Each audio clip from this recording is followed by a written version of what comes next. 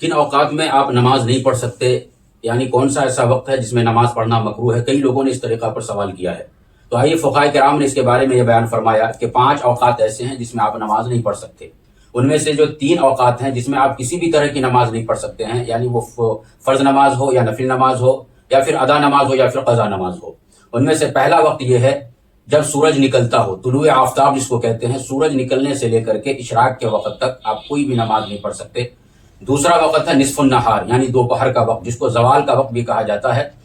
زوال کا مطلب یہ ہے کہ سورج آپ کے مکمل طور پہ سر کے اوپر ہو، تو فقہاء کرام نے کہا اس سے 5 منٹ پہلے اور زوال کے 5 منٹ بعد، یعنی پورا 10 منٹ اس درمیان میں آپ کوئی بھی نماز نہیں پڑھ سکتے۔ اور تیسرا وقت ہے عصر کے بعد کا، جب سورج زرد ہو جائے تو اس وقت سے لے کر کے مغرب کے وقت تک اس میں آپ کوئی بھی نماز نہیں پڑھ سکتے۔ اس کے علاوہ 2 اوقات ایسے ہیں جس میں آپ نوافل نہیں پڑھ سکتے ہیں اور پھر شکرانے کا سجدہ بھی نہیں کر سکتے ہیں۔ اس میں پہلا وقت یہ ہے کہ صبح صادق سے لے کر کے، یعنی فجر کا وقت جب شروع ہوتا ہے اس وقت سے لے کر کے اشراق کے وقت تک، اس درمیان میں آپ کوئی بھی نوافل نہیں پڑھ سکتے ہیں۔ صرف اس دن کی فجر کی سنت اور فجر کی 2 رکعت فرض وہی پڑھ سکتے ہیں۔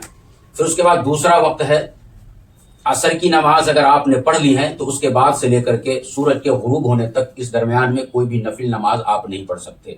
ہاں البتہ اگر آپ اس دن عصر کی نماز اگر آپ نے نہیں پڑھی ہے تو پھر عصر کی نماز فرض پڑھنے کی اس دن کی اجازت ہے، وہ پڑھ سکتا ہے۔ یہاں پہ ایک مسئلہ اور یاد رکھیے کہ سورج زرد ہونے کے وقت میں کوئی شخص آیا، عصر کی نماز نہیں پڑھا تھا، وہ پڑھ رہا ہے، اسی درمیان میں 2-3 رکعت پڑھا اور سورج ڈوب گیا، تو اسے چاہیے کہ وہ نماز کمپلیٹ کر لے، 4 رکعت کمپلیٹ کرے تو نماز اس کی کراہت کے ساتھ ہو جائے گی، لیکن اس طریقہ پر کرنا وہ گناہ کا کام ہے، نہیں کرنا چاہیے۔